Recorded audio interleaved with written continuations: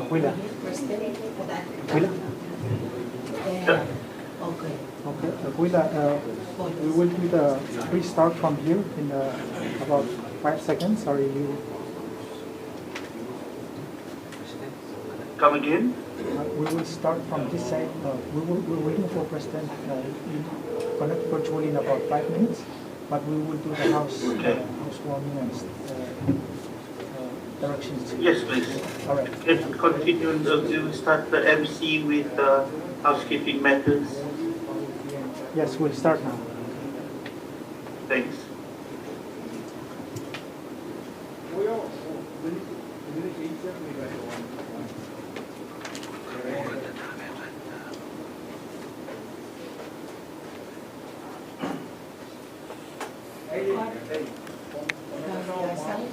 Sama-sama menang video, kemudian I will present ban connect after ban check. What about telling present after check?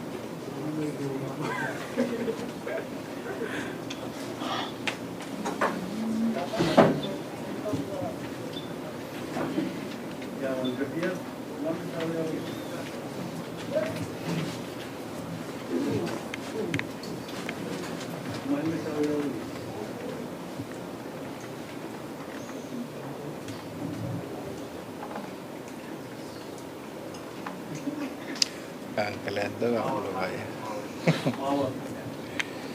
Kiyang namin sangga sa leliye. Sa Palmar Radio Phone Pay Radio Music CH Menuaw. Pacuan sa karkita o sa karakacuan way pagkanan Phone Pay yung isak. Sa Palmar Radio Phone Pay. Pan komandisan dan sa Palmar programen kamuich karamalkan. Program kasantikan masakan pacuan pagi yang cuan way pagkanan Phone Pay yung isak. Nanarayan broadcast sa wariyay sa payo ng FM 89.7 Channel TV Cable TV Channel sa Kriyaw Live feed Facebook, YouTube Phone Bay Public Broadcasting Corporation Unan men kapes na AM radio station Kitpap kapay sa Tuaw Nanarayan broadcast away sa Puno Nawang sa Bugay Soko Amen pa siya Wulianti, Management Commissioner in Physics Age Radio. Kaya siya nadonggan korason pa siya sa karkita. Narano at siya katsiyang pa siya na live broadcast penliki. Nataan pa siya uyaway sang President's Office na pa siya talagang Wayne Ponpe. Menyuwa pa siya sa karkita. Limasan in Ponpe. Here kala ko arakso kon Phone Pay you rank kachin ko pure sa Palmar Romay chual school kay na pachuba na wasak search poran kachiyang pachuayang nanaray chual ko to naratan songan kap kapese yang John Wayne Phone Pay lali Wiligan Kanan and Wayne Phone Pay ni sawar sa koyak at chual sa gran misik kay pani Tuan malanir kala pagorok so kon Phone Pay you. Wala pang personal kan ko. Wan ka sa Palmar lagat nalalagnan kaniyay ko. Labalap kay tikan nan palian mo motso, chiyak, government o actual wow. Ang John Wayne Phone Pay yung sab laliyawaligan kanan and way tonpe. Mga kachiniyang online live broadcast na success, masabay sa masangan kapese yung Chuan Way, irenta to kasampalakan and Ronwood. Lataan mo niya, sa Bulmara may Chuan Tayo, the MC and Ronwood, yay, manakap Mr. Kaway Kataf, lataan pa Chuan kita, program and Ronwood. Mo sa Pugay Soko, Rakashin Kubureki, elab-labing sa bulan, manakap watch, pwede kakangkap kapese, program ka sa Boywatch. Kalanganin ko Porcoros.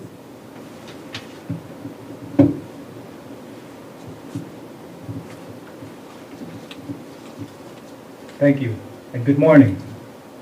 Welcome, friends, honorable guests, and fellow youth. My name is Kabika Duff, and I'll be your MC for this event. First and foremost, allow me to give a warm welcome to our most honorable guests, His Excellency, our 9th President of the Federated States of Micronesia, President David W. Panuelo. From the church, we have Sister Christina Elias, Mr. Patrick Rooney, from the Office of the Higher Commissioner of Human Rights, Deputy Regional Representative, Mr. Patrick Rooney. From UNICEF, we have Ms. Watini Chikchan-Turut, the President of the FSM Youth Council. We have Ms. Heidi Floyd. And lastly, we have Dr. Jennifer Butler from the United Nations Population Fund, acting as our Regional Director. Welcome. Now, running through the program, from now, it is 9:45. We will be waiting until 9:55 to begin our ceremony. From there, we will begin officially at 10 o'clock with our opening prayers, and as well welcoming our chief guests and keynote speakers. Morning tea and refreshments will be provided outside, and restrooms will be right outside of the door on your left. From there, we'll come back around 11:05 to resume our ceremony, welcoming Mr. Aquila and Mrs. Nozizwe Chiganga. From 11:30 to noon, we will begin our Food Systems and Food National Summit with Mr. Florian J. Yatilman from 11:30 to 12 o'clock noon, Pohnpei time. From there, at 12 p.m. to 1 p.m., Pohnpei time, we will begin lunch, returning at 1 p.m.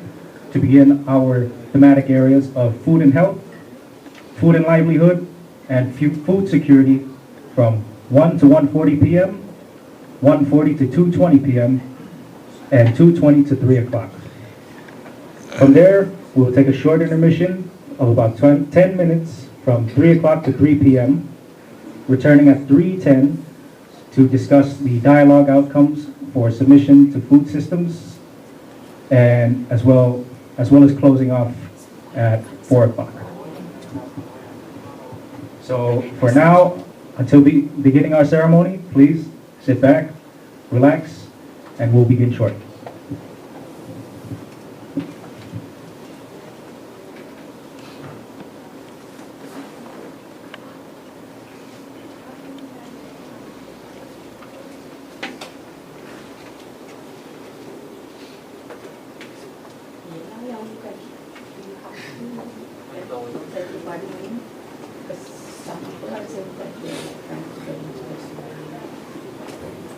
And they're waiting for the host to have them.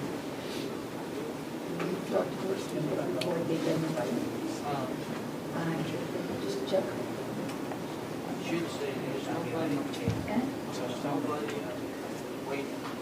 Really? Brian said that he's waiting for host to let him. Brian Kuzante? He's in? Oh, okay.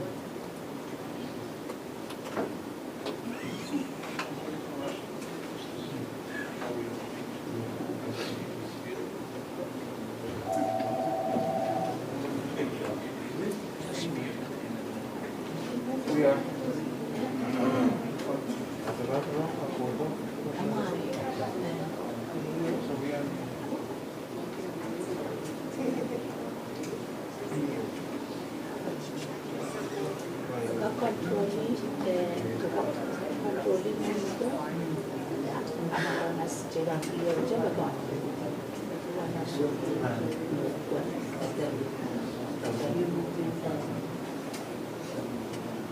So you're gonna sit next to you whenever someone from this side is talking, then you unmute. Because this is the mic coming in from you, so if you just control this by pressing mute, and then it's unmute, mute. So it doesn't matter, we can do it this way. Yeah, because this is where the voice is all coming. So when we're talking with it, because we're gonna leave the mic for anybody here to talk. That's why I want you guys at least to be as close to the mic as possible so you can. So when they're done talking, I'll mute it. When they're done, just mute it.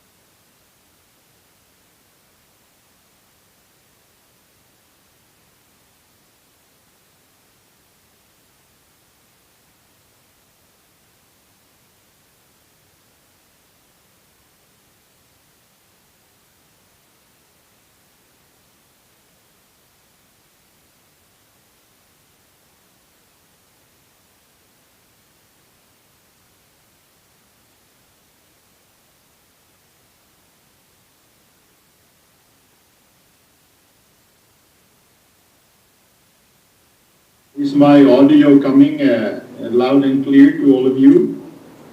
It's absolutely perfect, Your Excellency. Thank you.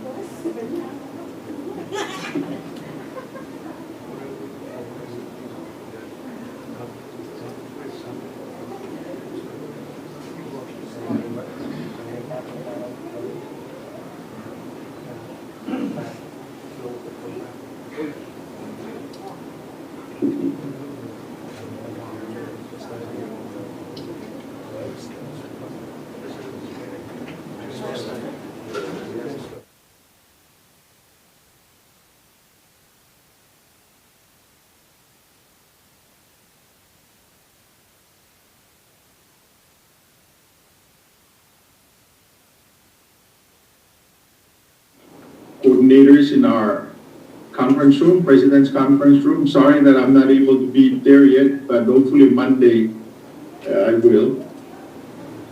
And then a lot of us are via virtual, right?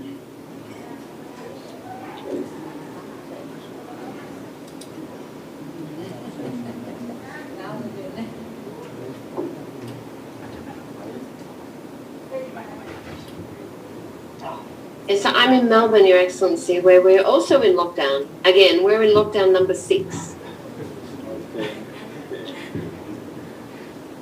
In fact, I think at the moment, almost half the population of Australia is in lockdown. Yes, I was reading some of the news, getting notifications of locations throughout the world that are going back to lockdown, and it's unfortunate, but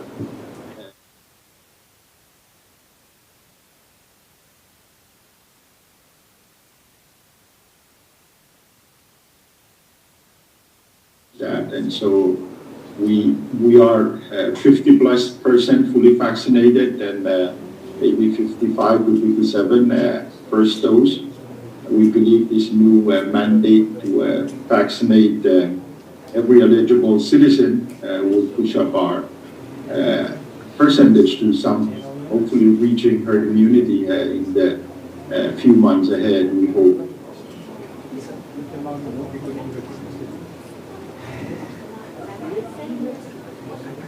Yeah, that's extremely impressive, Your Excellency. And, you know, there's been a bit of vaccine hesitancy in Australia. I think mostly due to having such low rates of COVID-19. But with the recent outbreaks in New South Wales and in Melbourne, it's really encouraged everyone now to become vaccinated. So, but what you're doing in FSM is really quite extraordinary. Thank you, and we're very thankful and appreciative to partners like Australia, the United States, and many, Japan, China, who are coming so proactively to work with us. US CDC, and I was surprised when I was in Honolulu meeting with the Governor Ike, and he had to tell me that FSM, Micronesia received vaccines before Hawaii, the state of Hawaii even did, and I was surprised with that news. So you can see the speed at which we're treated. And so our meetings in Hawaii, high-level defense talks, also spoke of how U.S. treats our countries like we are part of the homeland. Not like, but we are part of the homeland in the defense cooperation that we have under the Treaty Compact of Free Association with the U.S. So it's a comforting feeling, because when the Operation Warp Speed was being implemented, I couldn't believe the speed at which we received the vaccines. And when I was talking to my colleague prime ministers and presidents throughout the Pacific Island countries, we started the vaccination in December, and then much later, 4 or 5 months down the road, when I had a conference with them, I was surprised that some of them were just receiving the vaccine. So I wish everyone throughout the Pacific and globally, that we can reach herd immunity in some form. In Guam. Recording in progress. All right.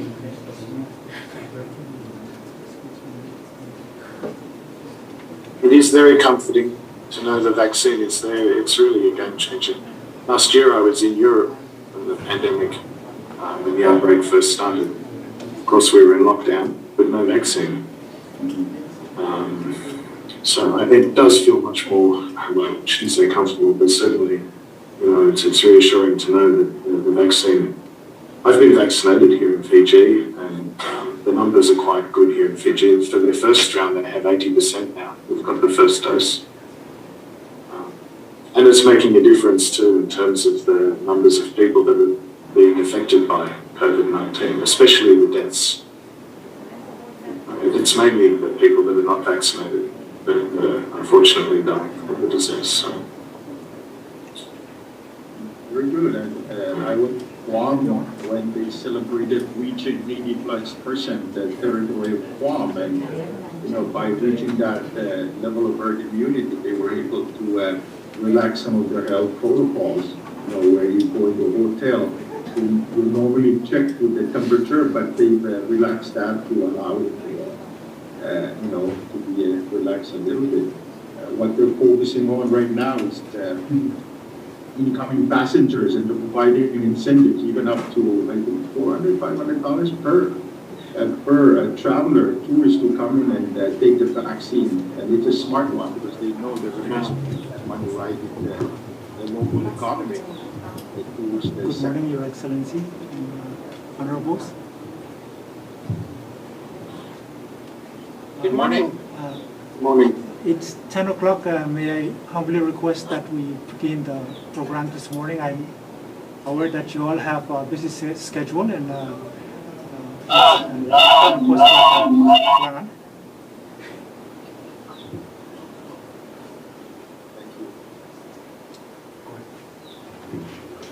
Good morning again, everyone.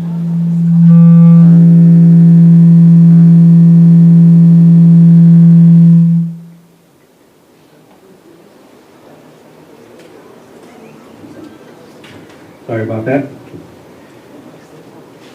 As per FSM tradition, may we start off with a prayer. And leading us in prayer, may I please invite the President of the Pohnpei Kushai Catholic Youth, Mr. Deacon Jacob Ioannis, to lead us in prayer.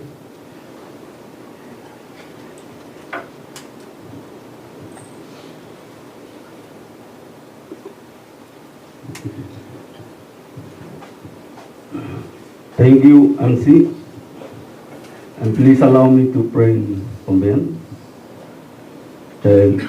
Yogana, Iban Sensala, Amanaman Nangupur, Pangusang, Ona, Sarawi, and Nine God Sang, Mataran Limbok, Taran Kalangan, Pupil Taran Map, Yes Kich, Sapul Mamiko. Sa patuloy pang kuparami may isang kapuntahan mo pasampil ka ewa na yatsungal kapengki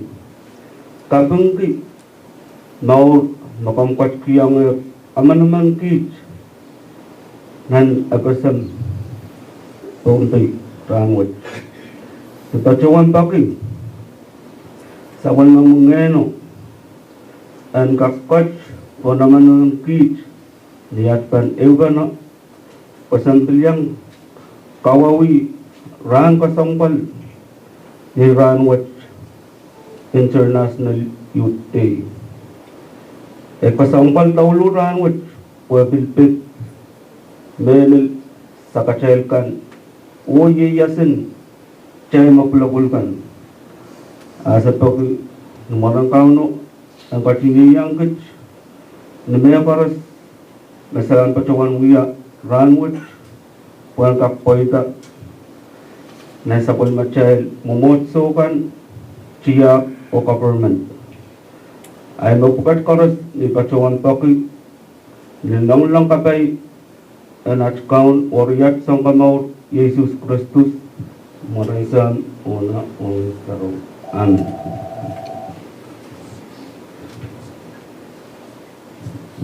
Thank you so much, Mr. Ioannis.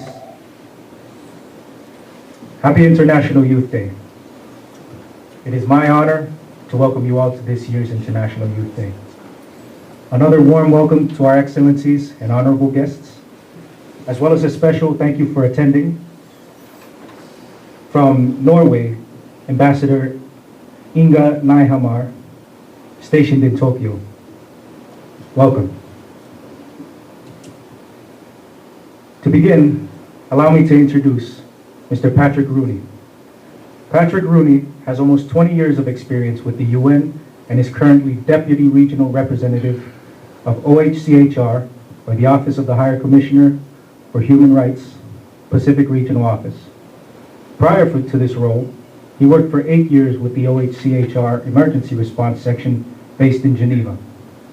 Patrick joined OHCHR in Nepal in 2007, where he held the post of head of the field office in Biratnagar.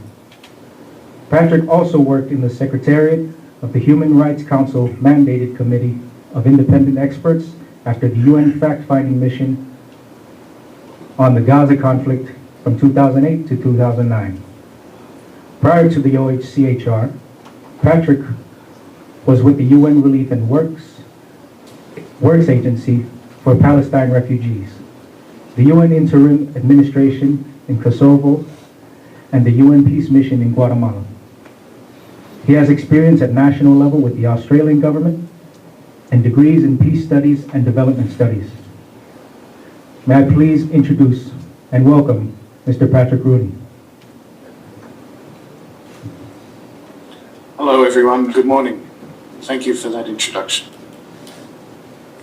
Well, Your Excellency, President for the Federal State of Micronesia, President for the FSM Youth Council, regional representatives from UNFPA, UNICEF, Ambassador from Norway, and other members of the Diplomatic Corps, and invited guests and young people in FSM in the region. So happy International Youth Day. It's my honour to welcome you all to this year's celebration. And it's a special one because it's the 21st birthday of International Youth Day. The first one was held in August 2000. So as you know, the theme for this year is transforming food systems, youth innovation for human and planetary health.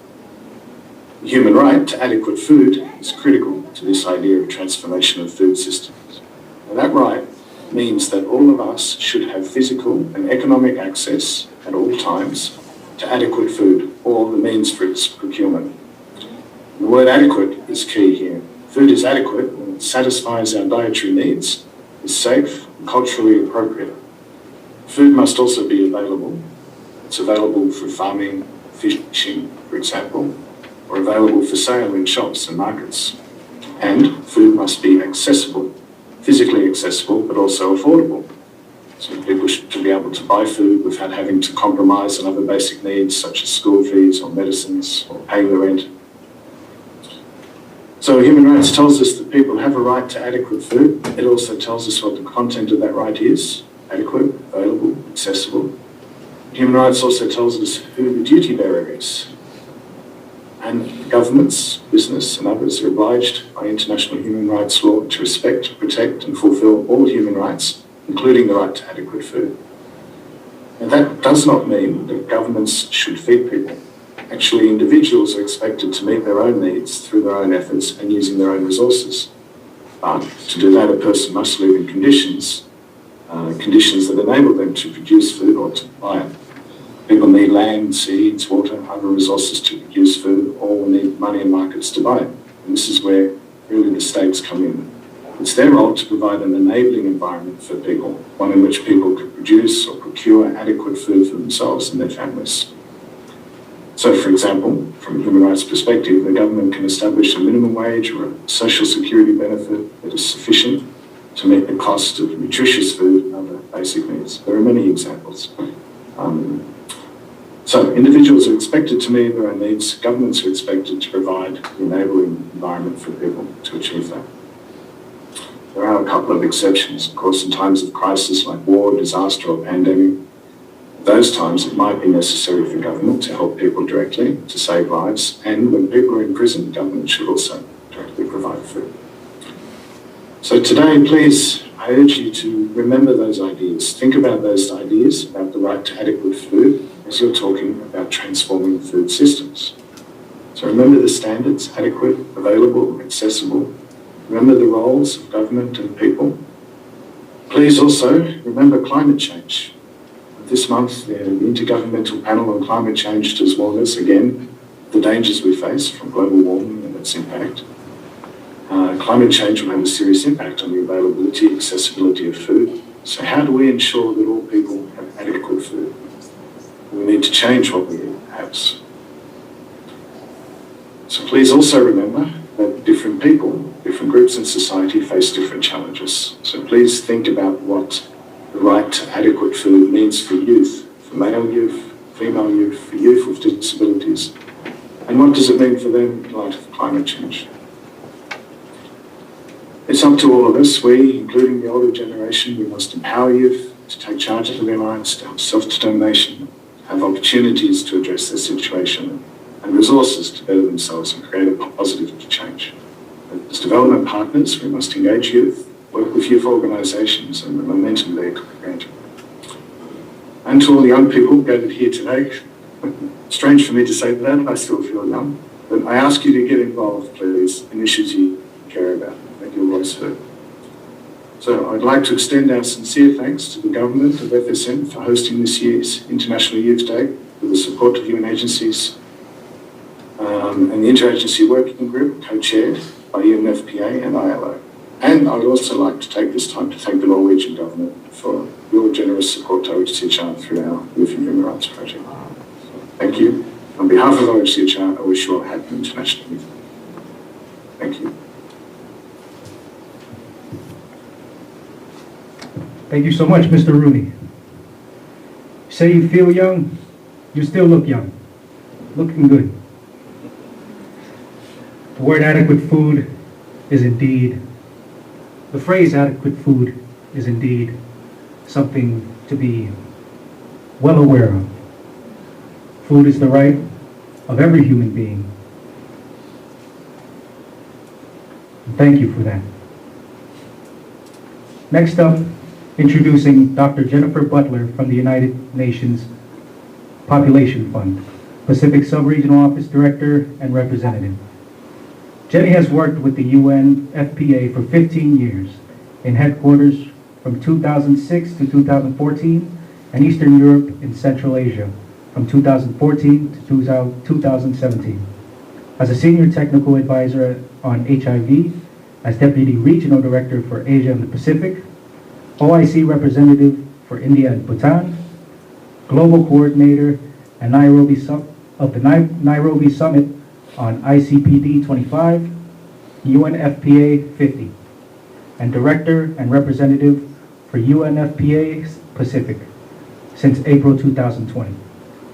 She has technical expertise in sexual and reproductive health and rights, HIV and key populations, drug and alcohol programming, primary and community health in rural and remote communities, health systems, policy, as well as policy and strategic planning. Before joining UNFPA, Jenny worked as Director for Drug Programs Bureau, NSW Health, Australia with the concurrent post of Adjunct Professor, Public Health and Community Medicine, UNSW, as well as Director of an AIDAB or DFAT funded program on HIV and primary health care in the hills of Thailand, as well as worked with the World Health Organization on indigenous people and substance misuse. She has a PhD in anthropology and held a Commonwealth AIDS doctoral research fellowship from the Australian government in 1991 to 1994. She has co-authored and contributed to a number of articles, policy documents, program guidance, books, and served on numerous national level and international committees. Truly an Australian national. Please welcome Dr. Jenny Butler. Goodness, thank you.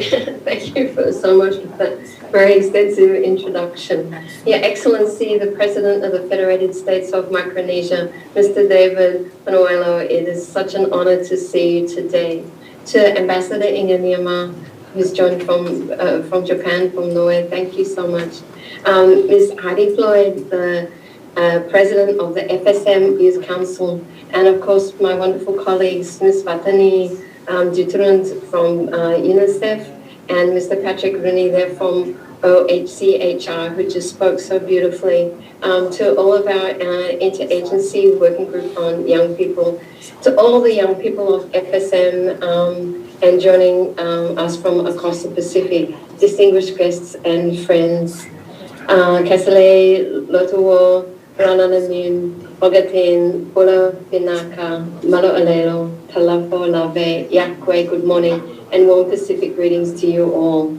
And apart from my absolutely atrocious pronunciation, I sort of struggle because we are the Pacific, and the Pacific is so vast and wonderful and rich, and everybody's wonderful language deserves to be celebrated here.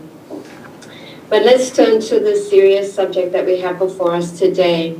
As we know, the COVID-19 global pandemic has affected all of us.